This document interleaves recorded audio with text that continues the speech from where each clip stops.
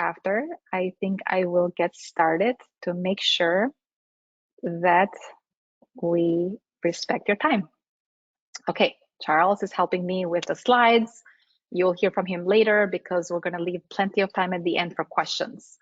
In that case, let's get started, Charles. So today we're going to talk about what benefits you should offer to your employees. Of course, this can be very much company by company, but it's cool to see what others are offering. We have some great panelists here from outside, from Bento HR as well as Omnipresent. They talk to tons of companies that are remote, hybrid, and are figuring out these benefits. So they will be great experts for you today, for you to also ask questions at the end. Can we go to the next slide, Charles? So my name is Lana. Why am I here? I'm the head of revenue at SafetyWing. What that means is that I build revenue channels, starting with the B2B sales team, as well as partnerships now. We have a fully remote team in over 70 countries, and we have 100% retention. So maybe we know one thing or two about benefits and what to really give your people so that they are happier, they are efficient, and they do the best work for the company, and they're living their best lives themselves. I started to be remote in the late 2000s when I convinced my boss that I didn't want to, work from an office, and have not looked back ever since. I'm really excited that this new era has entered, but that means a lot of challenges for those companies that were in the office and were forced to be remote, and also opportunities for them for this new wave of work. And who is SafetyWing? At SafetyWing, we take care of global benefits. And what that means is that things like health insurance, remote retirement, income protection for your employees and contractors in over 180 countries. So benefits have been really hard to give to those that work in different countries. And especially if you're hiring remotely in many different areas, you don't have to figure those out country by country, but you can just have one plan and add everyone to it. We can go to the next slide. So the agenda today, we'll start with a quick poll just to ask a couple of questions, and then we're going to go into the panel discussion, and we'll leave about 20 minutes at least at the end for questions. However, if I do see a lot of questions trickling in, we are going to stop a bit earlier to make sure that we answer as many of them live. Charles, let's go to the, okay. So is your organization borderless? Would love to hear. Just choose one of these quickly, and then we can see what the makeup is here. So we have more people from Lisbon, Berlin, Mexico, Ghana. This is being recorded. Yes, we will share the link after the recording. Absolutely. Welcome, everyone. There's about 200 plus here attending today live. I know many of you will also watch this afterwards, probably a couple of hundred at least. So we'll make sure that we cover everything and all the questions that you have. Looks like more people are joining. Welcome. We just started with a poll. So if you can answer this quick question, we can see how this group is made up today. Oh, to 11.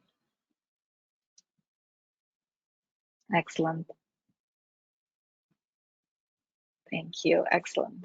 Okay, so most of you are in 3 or more countries, and 16% say no and do not have plans to become borderless. That's totally fine. So it's very interesting. We'll make sure that we give you as much information as possible today. Okay, then without further ado, I would love to introduce our panelists today and have you guys turn on your cameras. We have, let's see, Matt first, and then Fer, and then Christina. Excellent. So if you guys don't mind, just please say, obviously, what company you're joining us from, what does the company do, and why are you here as an expert on this webinar? Matt. Hi, my name is Matt Burns. I'm the founder and CEO of Bento HR. We're a digital transformation consultancy that helps accelerate value creation for organizations through a combination of strategy, technology, and human capital. Prior to that, I spent 20 years in the corporate world, but ultimately left that business to start my own. And part of that decision was around flexibility and being fully remote. And I'm proud to say that Bento HR is a fully remote company with employees on 4 different continents. Looking forward to being here today. Thank you, Matt. Claire? Hi, everyone. I'm reading you from Mexico City. I'm a benefits specialist at Omnipresent, where we make easy global employment for any business. In the past, I've been in other corporates around HR at different industries, and I've been fully remote due to the pandemic 3 years ago, and then came back and changed to Omnipresent, where I'm fully remote and happy to be that way. Glad to be here. Hi, everyone. My name is Christina. I am joining today from Costa Rica. I work for Outsite. We offer beautiful places to stay that are designed for remote workers. So we've really been championing this remote work from anywhere lifestyle since 2015. So really excited to see how the pandemic has transformed the workplace in the last couple of years. Our company has over 50 locations now across many different continents. And we actually recently launched a remote work perk that makes it easier for businesses to introduce more of this remote work from anywhere lifestyle to their employees. So I've been having lots of really interesting conversations with both remote teams, founders, and hybrid companies on the different types of benefits that they're currently offering to their employees. So very excited to chat more today. Excellent. Thank you, everyone. I want to dive into the questions quickly, but before we get there, I do want to mention something that I saw in a recent study where 42% of employees said they were considering leaving their current jobs because of inadequate benefits packages, and about 55% had left jobs because they found better benefits and perks elsewhere. So this is super important, as people are our main priority in most teams, and they're so valuable. So we want to make sure that we take care of them. In the same token, we want to make sure that we give them the best benefits that they want versus what we think we want. And that's why we have to make sure that we customize them to the company that we are with. And that's why we're here to give you some of those options. So without further ado, the first questions I want to ask you guys are around what are some of the hot benefits that you are hearing about today that will take us into 2023, and what are people really excited about? Feel free to start, whoever wants to go first. Okay, perhaps I'll jump in. Of course, I mean, everything, as you said, has been drastically reshaped. And I would have to go on financial well-being, in addition to health as a holistic mode, physical and mental, and go around flexible working arrangements. Of course, trying to make people, this financial global crisis has impacted our employees and its pockets. So when we provide aids to them, such as tuition for education or paid leaves, disabilities, when we are putting together a benefits package, critical illness coverage, and those type of stuff, that for sure would help them to be a little bit more relief, let's say. I would think so. Yeah, really great point. As we're hearing that we're obviously heading into a recession in the US, it says 100% within this year and next year. So of course, Europe has already entered that in some ways. So that's very important, fair, what you said in terms of financial help, whichever way that comes, what forms, depending on your company and the needs of them. Matt, Christina? with financial health, I think adjacent to that is mental health, which was referenced by Fair. I think what I'm seeing from organizations nowadays is an increased emphasis on providing mental health benefits. So many organizations have what's referred to as paramedical services. So you may get a stipend every year for a chiropractor or massage therapy or to see a naturopath. What we're seeing now is that mental health practitioners, in some cases, look at Ceridian, for example, the global HCM provider, they actually provide $500 for every employee for each of those aforementioned paramedical services, but $2,000 a year for mental health services to see a psychologist or psychiatrist. And that has been very well received in the industry as people are looking for support both within their work context, but also in their broader lives.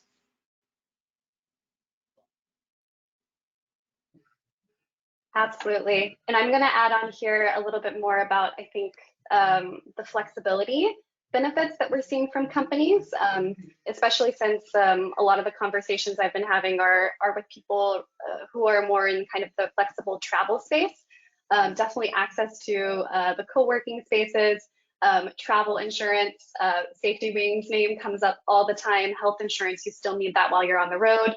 But also another thing is that, you know, we are coming back from this pandemic, and even if your team is remote, there's a lot more emphasis now on the priority of bringing your team together in person for team retreats, because a lot of team members have not actually met in person before. So there's more emphasis on that kind of team bonding and actually getting some face-to-face time. So while team retreats are not anything new, I think that there's a new value added in this remote work era.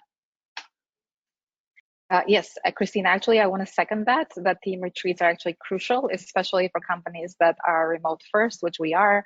Of course, some of you are also hybrids, and maybe some are considering to go fully remote. And if you do go fully remote, you know, spending that money that you'd otherwise have spent in offices, but doing it in a way where you can bring people together and create these experiences for them to create those connections is really critical. We do that about 4 times a year at SafetyWing. So next week I head to Bali for a couple of weeks for the team gathering.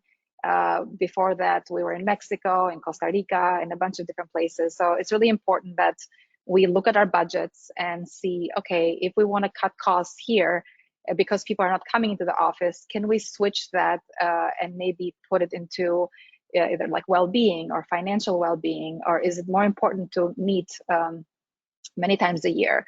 And I would say definitely ask your team members. They will tell you. Take a pulse and make sure that you ask them, you know, monthly, not once a year, and that a 20-page kind of like survey.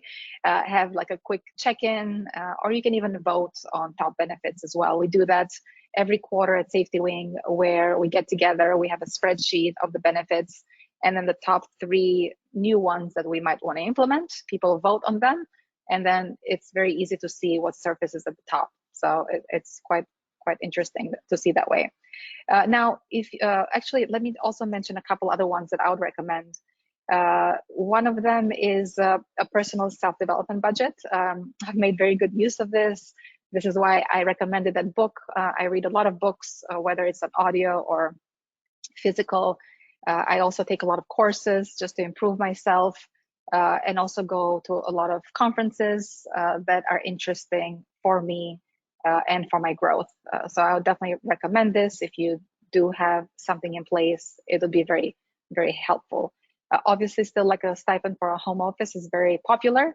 If you guys have the opportunity, this goes a long way, because you want your team members to be quite healthy and their posture to be correct. So I'll stop there, but I wanted to ask you guys, let's say if you have a budget and you can't offer everything to everyone, what would be the top benefit that you would recommend to this group of people today that have joined us to maybe start with?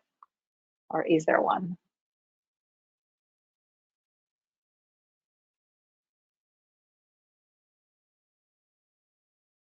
I would stick with on the financial path. I would go on exploring critical, additions to what help people, let's say life insurance, disabilities, short and long-term, critical illness, of course, and as you said, I mean, I thought of that, and we have it in place at Omnipresent. The education, well, budget for education assistance, so it would be books or trainings or whatever we would. Of course, it would help for our development, but I would think of that. For myself, I would probably keep the #1 emphasis on health and wellness, because at the end of the day, if you don't have that, and then you can't really show up for yourself, for your team. So I think, health, we need to, health is more than just, it's your mental, it's your physical. So I think making sure that you're covering that is the most important thing. That would be my #1 recommendation. On that point, and this probably falls under the innovative best practices, which is on-demand pay. We're seeing an increased demand for, the fact of the matter is, when we look at US studies, most Americans cannot afford a $400 emergency.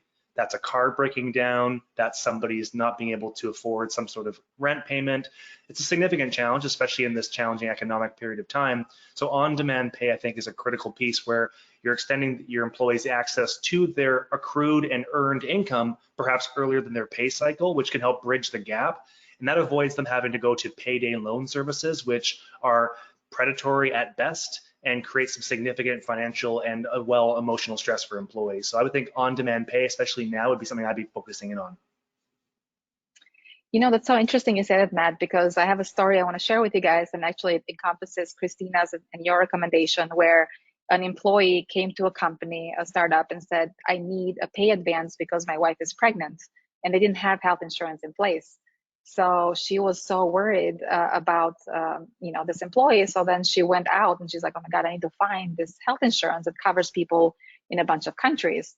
And she went to all these health insurance companies and like, oh no, we can't cover you in all these countries. So she finally found SafetyWing, and then she was able to cover everyone with that. But this person felt so taken care of that now he has health insurance for himself and his wife and their new baby, versus having to, get a pay advance to pay out of pocket of something that's very expensive. And it's actually like a life occurrence that it happens to everyone. Which brings me to the point that a lot of employers are giving this 100% coverage of health insurance. That's what we're seeing at SafetyWing.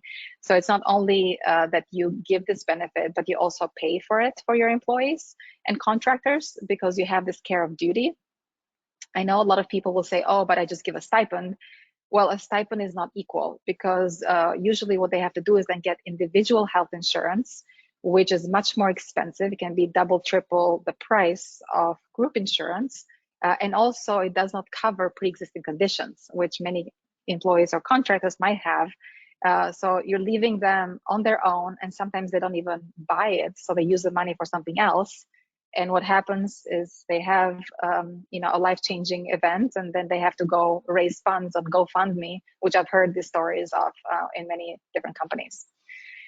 So having said that, it can be all circled back to well-being in different aspects, but well-being around the person, I think.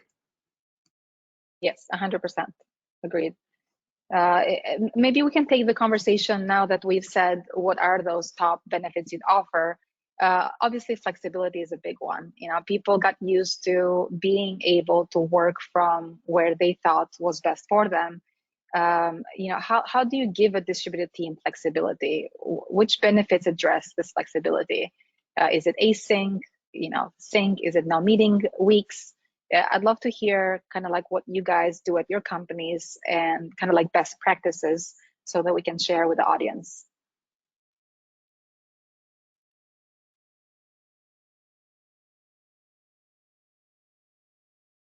No one wants to start. Sarah, you go first. Okay, I can go first. I mean, we have to think about benefits in a flexible point of view always, because when you are when you have people distributed around the world, different countries, you cannot have like the very same, because you have different situations or market prevalences in each country. Of course, putting aside the statutory and mandatory requirements that, of course, you have to comply in there. So I think that at this point, having the opportunity or giving your employees the opportunity to work practically from anywhere, you can hear more and more about digital nomads nowadays. Of course, having into sight all legal requirements, tax, or other risks that at least I cannot assess with, but we can always have consultants to get all this information from.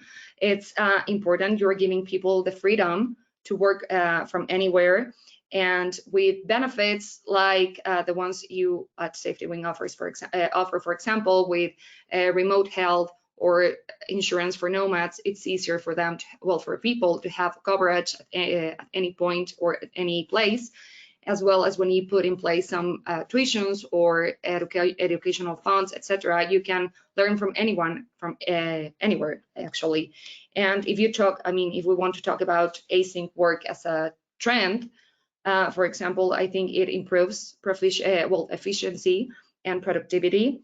You boost your employee satisfaction.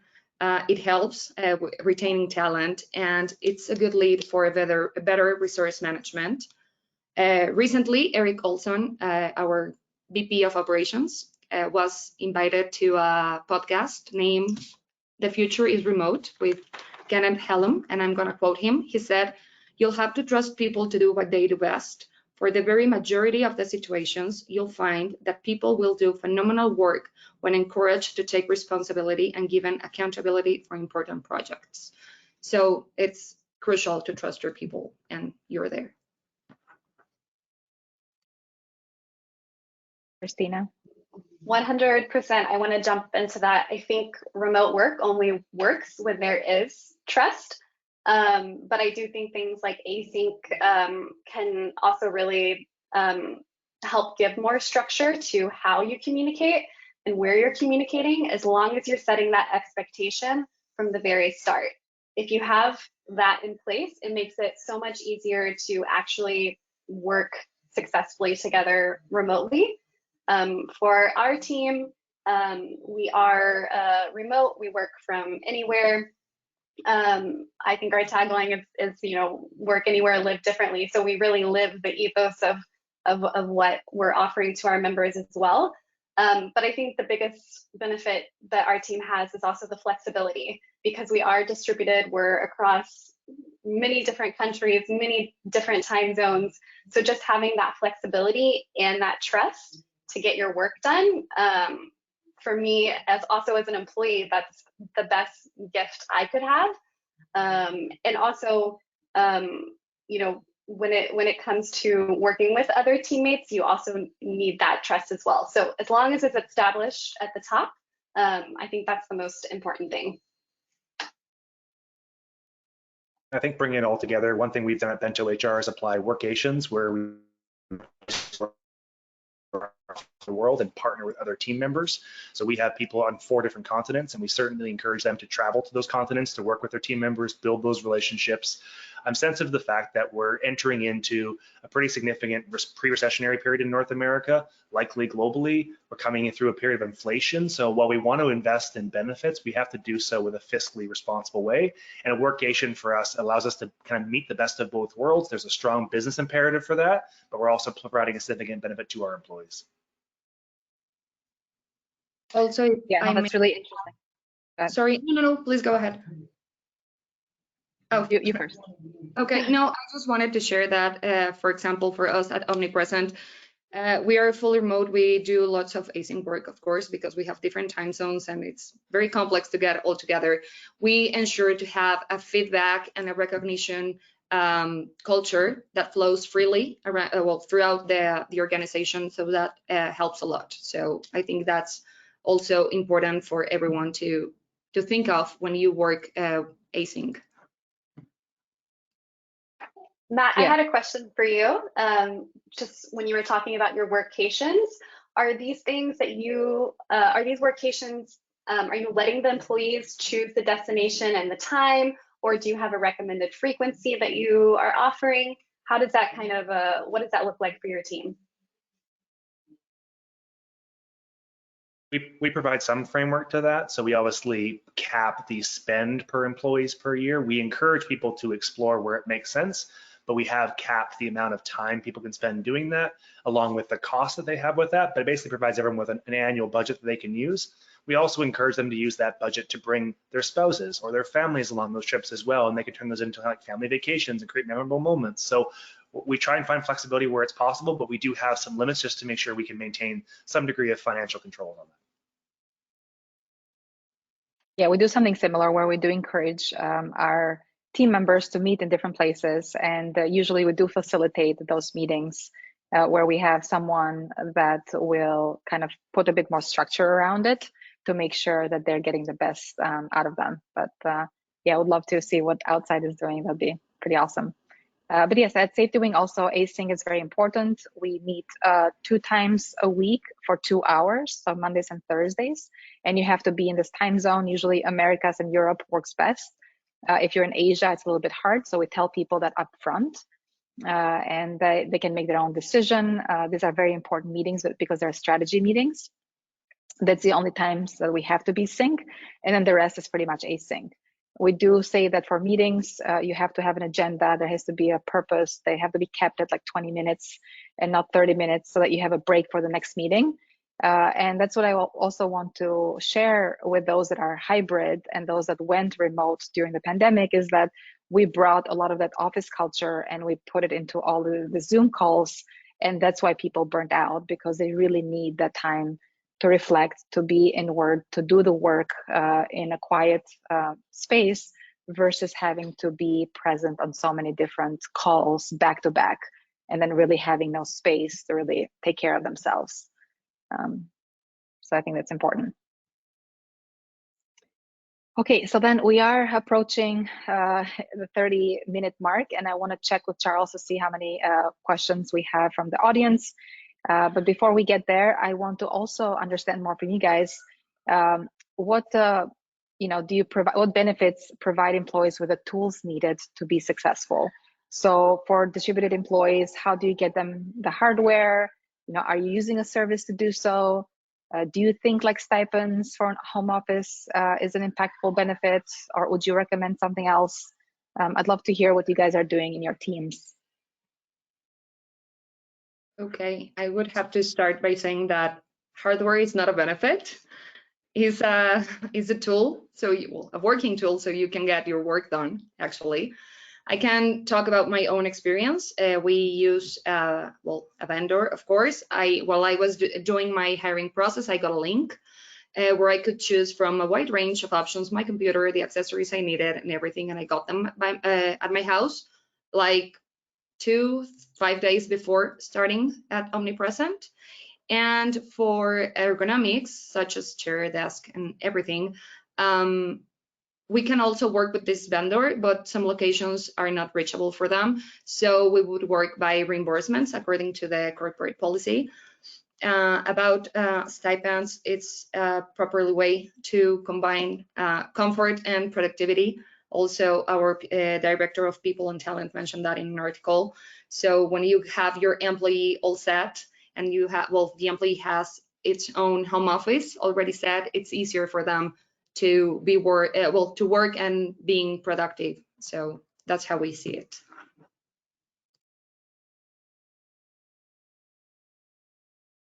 I would just add to that, similar approach. We also know that in some cases, we can procure equipment more cost effectively and faster in certain jurisdictions than others. We have employees, for example, who work out of Africa, where sometimes cost can become a barrier to procuring hardware. So when it comes to those bulk purchases, we would take care of that. We also do that for more emerging technology. So our company, for example, is very heavily invested into virtual reality. We use VR for our sales, for team meetings, for training, for orientation. And it's frankly 5 times more expensive to buy a virtual reality headset in Nigeria than it is in North America, for example. So we procure those units domestically and then ship them internationally because we want our employees all around the world to have the benefit of the same kinds of tools. So from my side, it's a little bit different. Here at Outsite, we're more of a startup. So we don't have, like the company doesn't necessarily provide us the hardware. As someone who's also been traveling and working remotely for the last 3 years, really the only thing I need is my laptop and my charger. But I highly recommend I have like a little laptop stand and a mouse and a keyboard as well. So I do have, I guess, maybe like 4 or 5 small tech tools that I do travel with, AirPods. But so for us, our team, and just, you know, since we all kind of work from anywhere, it really is about more of the flexibility and not needing to have that office chair. But definitely, whenever you are working, you do need a nice ergonomical chair. So if you are at a co-working space or, you know, checking out a coffee shop, that is definitely something to look at the photos carefully to see what you're getting. Yeah, that's really important. Actually, the way that you're sitting, I learned from Next Stand, because I also have that stand and keyboard as well as a mouse, that you can really injure yourself if you're not sitting properly and your laptop is not at eye level. Otherwise, you're straining your neck if you're looking down. But yes, at SafetyWing, we do have a budget for, I guess, laptops, but then certain team members don't have that budget, which we have, I guess, strategy team, and then the other team. So just so you know, for those of you that are in startups, you don't have to provide these.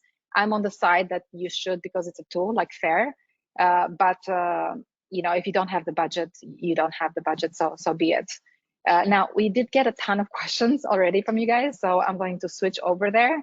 There's a bunch of them in health insurance, and I have some questions for Matt, Fair, and maybe Charles can help me with those, but I'll read the ones for health insurance. How can you offer employee health insurance or access to pension schemes if most team members are based in a different country? Great question. This is why SafetyWing exists. This is why also companies like Bento HR, as well as Omnipresent, they help you with these types of things. So with health insurance, for example, we have a plan that you can add anyone in about 180 countries. The US is separate, unfortunately, but if you want to learn more for that, just, you know, ping me later and I'll put you in touch with the right person. But we are able to do that. We are actually just working on a pension scheme right now that we're able to do that internationally. Something like a 401k that we have in the US. We want to be able to offer that globally so that you can add that to your benefits package. Second question, how do you manage providing health insurance for people in 6+ countries, including the US? I think I just answered that as well, where we have one plan. It covers you everywhere. You can go to any doctor, private or public, and it's on a reimbursement basis, and it works very quickly and very well. Then how are teams that are working across multiple countries with varying levels of health benefits provided by governments creating an equitable total comp package specifically surrounding health benefits? Great question. So some governments obviously offer, like a lot of like socialist countries, social countries will offer great health benefits. Think of Norway, Denmark, Sweden. And what we do with SafetyWing is that it could be a top-up package. So let's say you're in the UK and the system is the NHS, but there is a line to get your procedure done, right? So it could be 3-4 months long. If you do have a SafetyWing for all your employees, even the ones that have like a national healthcare system, they can bypass the line by going to a private provider and getting that surgery done for them, which is very, very helpful instead of having to wait for a public hospital to be available to give them that health benefit. So it can work like a top-up plan in those countries. Okay, Charles, do you want to take it over and ask Matt that question? Yeah, yep, I can jump in here. And Matt, the first question is for you directly based on one of the things that you suggested. Okay, so I'll read it here. On Matt's point of workcation, would you suggest the company pays for these flights similar to company retreats, or would this be on the employee's expense as they have decided on the travel as opposed to business requiring the travel?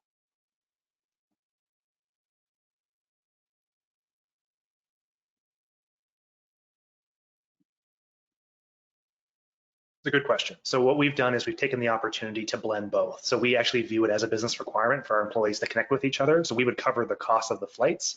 What we do ask the employees to reimburse is any incremental time that they spend in those locations. So if we say, hey, you'd benefit from spending a week in Miami with your colleagues, but you want to spend 3 weeks in Miami with your colleagues, then you'd be responsible for 2 weeks of your accommodation. We would cover 1 week of accommodation and the flights on either end. And then we'd cover the expenses for meals and incidentals as well in that first week. So we give them the flexibility to adjust their travel plans to fit their unique needs and reimburse the portion that we require them to work. Again, I say require, but it's a strong encouragement. Some of our employees choose not to take workations, and that's completely fine as well. We just want to offer the benefit for those who do want to explore that option. Yeah, same for SafetyWing, by the way. We do the same. Cool. Thanks. I will move on to the next question for Fur. Which vendor does Omnipresent use to deliver the work equipment to their employees? Sorry, you break a little bit. Could you repeat that? I got that it's around the hardware, but can you go again? Yeah, which vendor does Omnipresent use to deliver the work equipment to their employees? Coffee. Coffee. H-O-F-Y, yeah.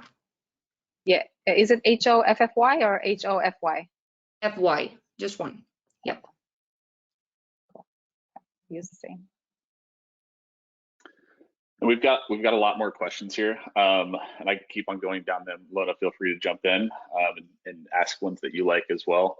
But I'm going to jump into an interesting one here because we've talked about which benefits we think are potentially the most beneficial, the ones that people like the most. But this person is asking, what are the benefits that people want the least? Which are the most common ones that we should not really even be considering? Yeah, definitely. I can jump in here and feel free for you guys to fill in. But there is such thing as like a, non-benefit. So a lot of people will, for example, say you have unlimited vacation. Now, if you don't have a certain minimum vacation in place, and depending how the leadership at your company does vacation, you may end up with no vacation. So that could be a no benefit. So for example, let's say in Silicon Valley for many years, this was like a really cool thing where, people are like, oh, you have unlimited vacations. But then when you worked at Uber, nobody was taking any vacation. So it was looked down upon if you did take vacation. So, that culture will create, a way for you to not take that benefit. So that's one of them. And I know I have a few others, but I'll let you guys go for it if you have some. I don't think there's like I don't want this benefit, but some are, used a bit more than others. I agree with you on the paid time off policies. We recently got that implemented at Omnipresent, and our leaders, management, and everyone is taking care that doesn't happen exactly. So it's important to take care of that.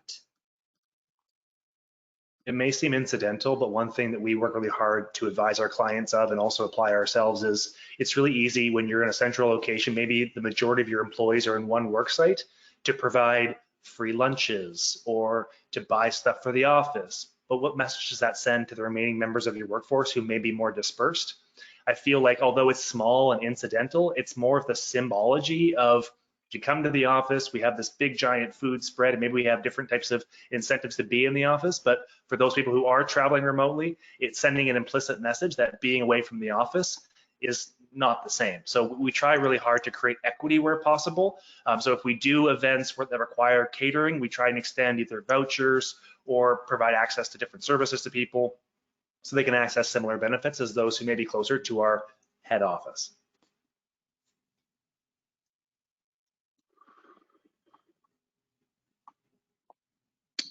But also in general, I think, Charles, before you go to the next one, I think just asking your team and seeing which benefits are the ones that they really care about versus ones that they don't. It's very simple.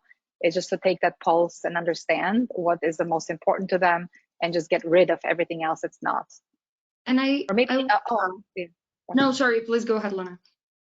Oh, the last thing I was going to say, it's also like make your benefits plans kind of like malleable, so you can so people can pick and choose. Right now we have 5 generations in the workforce. So we have anything from Gen Z to baby boomers, and everybody needs something different. There is a lot of platforms out there that help you kind of like tailor the benefits to whatever is best for you as a person. Sure. And I was going to add that perhaps one of the with the most difficulty to digest, perhaps it could be life, because it takes you to the moment that you wouldn't be here. So you're leaving your family or your beneficiaries with some lump sum or something. So it's difficult for people to think of that. But I think that it's a very important thing to think of, and a very good and very valuable benefit to put in place.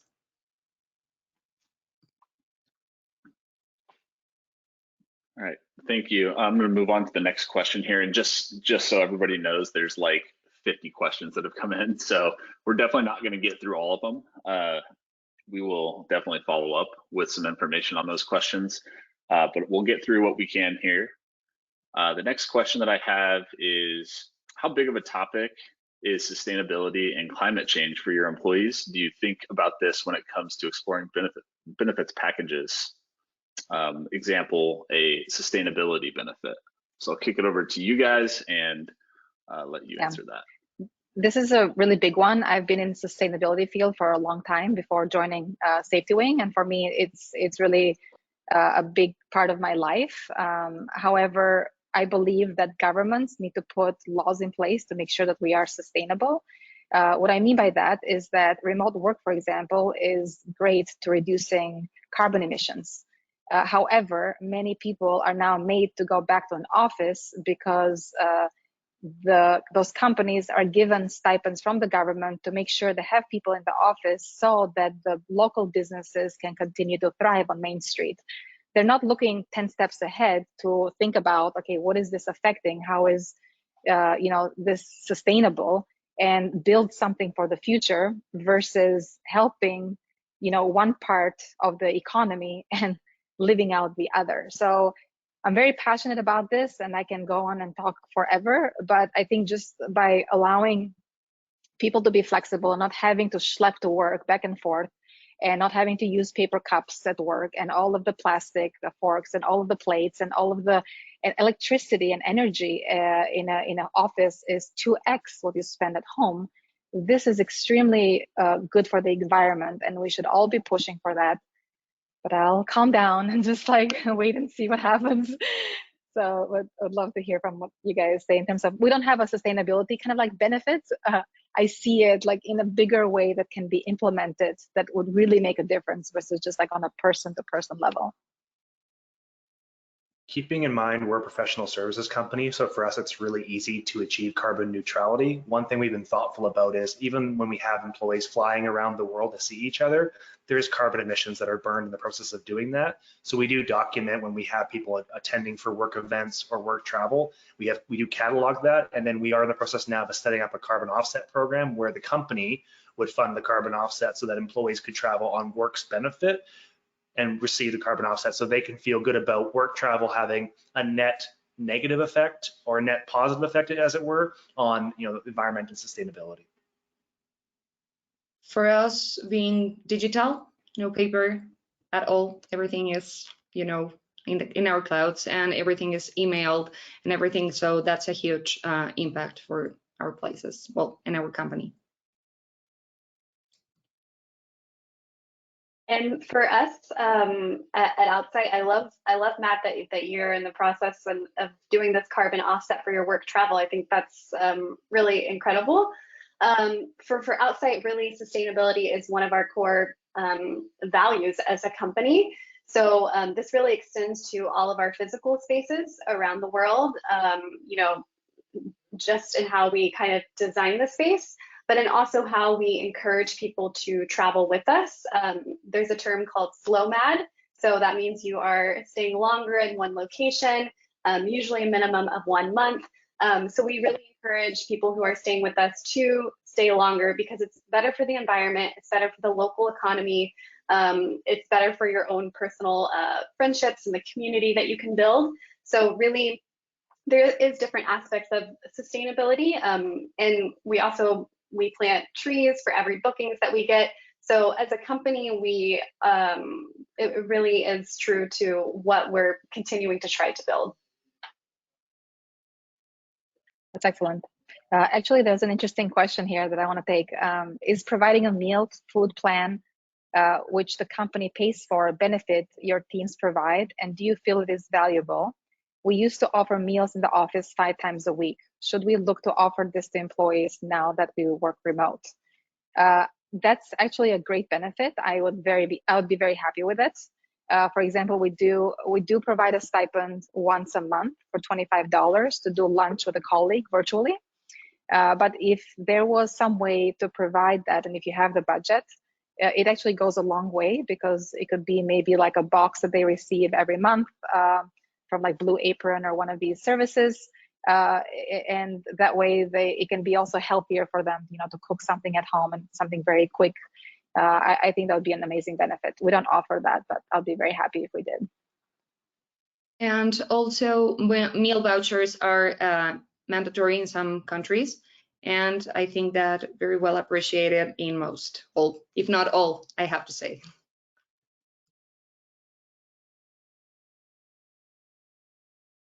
Awesome. There's a lot of other questions. So a good one here is, should salary vary depending on the country? Okay, so we had like a whole webinar on this, and we had like 500 people almost join. This is a very hot topic, so it's not something you can answer right away.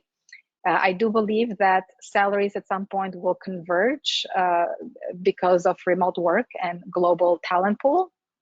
So if you're trying to optimize for it right now, just be careful, because in the future it'll be almost like fruitless, because the best talent will be paid a global market rate.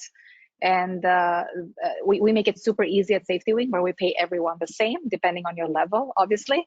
So for example, everyone on the strategy team gets the same pay.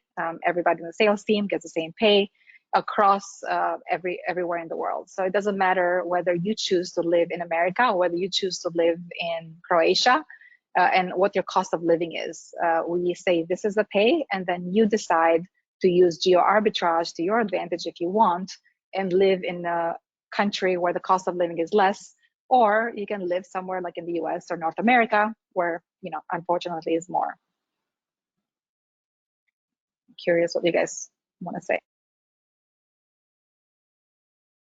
Demographics are changing and the global talent pool is shrinking. I would advise against any effort to try and minimize benefits paid to your employees if you want to try and attract key talent.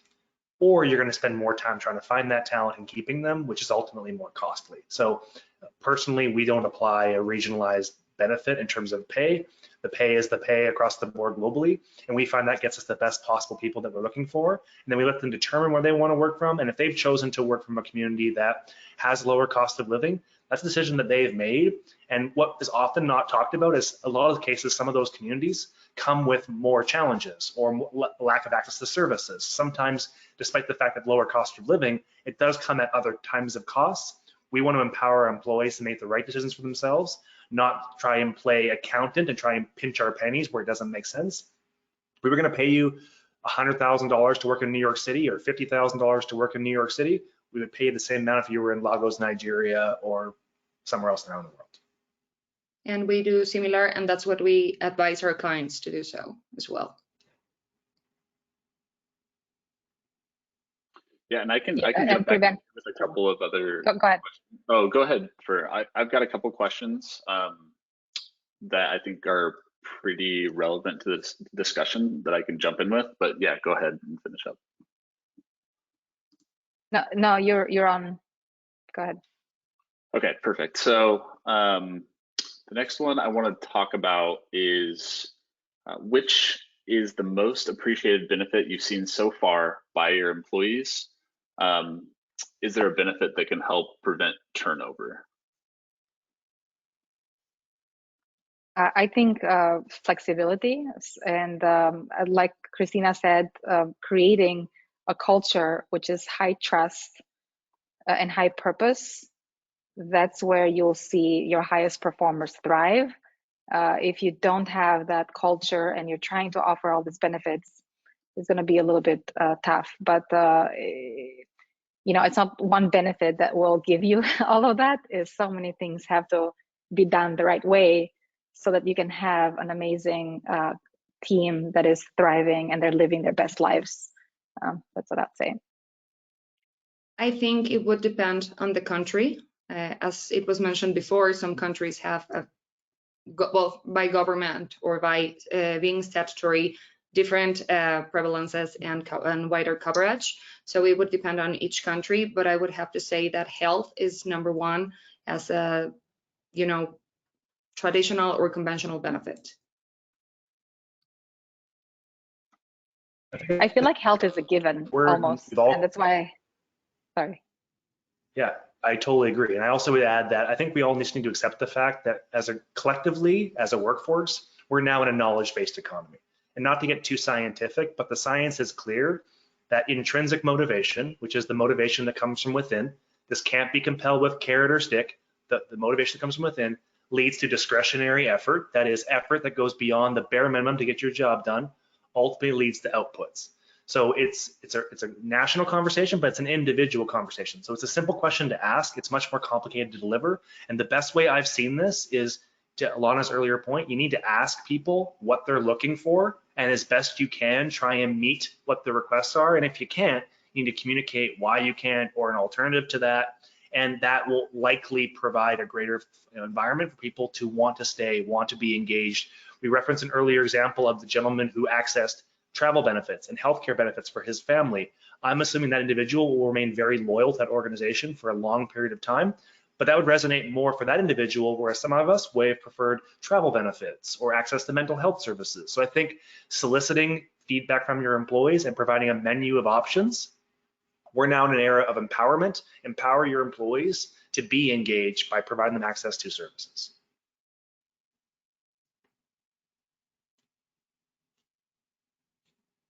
I second everything you just said, Matt. It was great.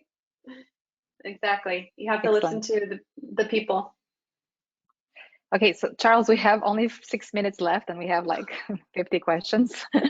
I feel very nervous around this time because I want to answer all of them. Can we do like a rapid fire, and then whatever is not answered, you guys please reach out to us on LinkedIn, ask your question directly. At least I'd be happy to answer. So. Yeah, so I'll jump back in here with one more question, and then we'll just kind of move quickly on some others.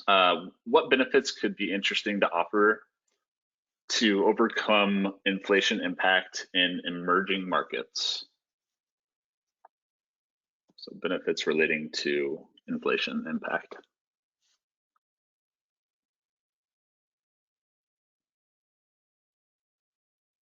That's a tough one. One thing we've seen, but it's challenging because when you raise salaries, you likely further drive inflation. So it's a tough one for us. So what we've done in some cases is provide short-term relief for people that need to bridge themselves to a different standard of living on a short-term basis, with the understanding that that might be clawed back in the event that inflation starts to drop back to more historical levels. We've explored with that idea, but I wouldn't say we've solved for that problem, because we're always playing with this tension of the natural inclination is that when costs go higher, people want higher salaries, but that also raises costs, which drives further inflation. So I'm not an economist, but it's a delicate balance to strike. What we're looking for is, again, encouraging our employees to provide access to financial services, for investments, to access better things in that area. But inflation in particular is very difficult because it's very hard to peg when it starts, when it ends, and what the impact is for the individual. So I would ask the same question to the broader group. I would love to hear any answers. For us, that's a really tough thing for us to solve. I think that, well, for emerging markets, inflation, as you said, is quite high, so it should be somehow addressed. And having preventive care on health as well, because as well in those countries, and being one of them, having public health is not that robust as it may be in other countries. And I think that it's very well appreciated financial, well, when you get financial education funds, so it's easier for you to approach and have professional and personal growth and development.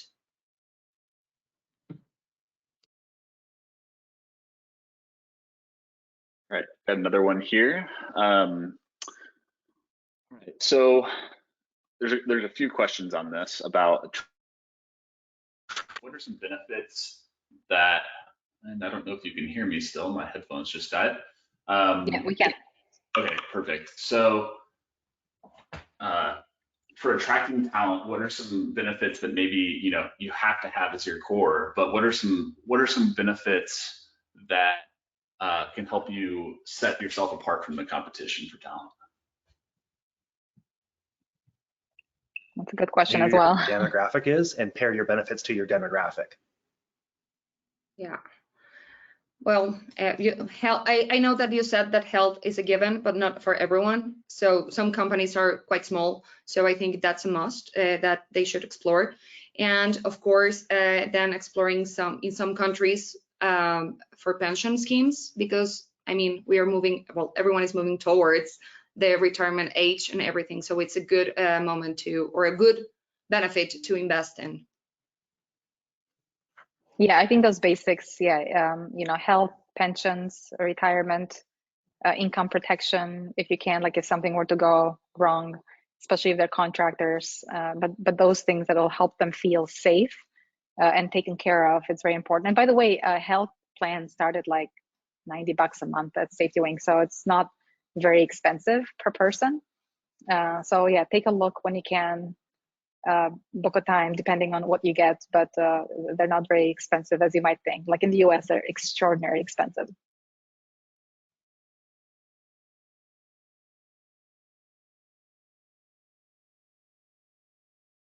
Right, okay, we're at the top of the hour, so Lona, I'll hand it back to you.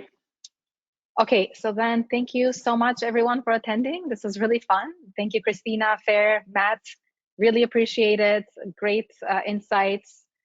We will send you guys the recording. If you did have a question that did not get answered, please reach out to me or the panelists, and see you at the next webinar, which is next week. It's on a different topic. It's really fun. So feel free to, check that out. But have a great week. Thank you again. And we'll see you soon. Bye. Oh, if you want a demo, you can just scan this if you want. Bye. Thank you, Christina. Thank you. Fair.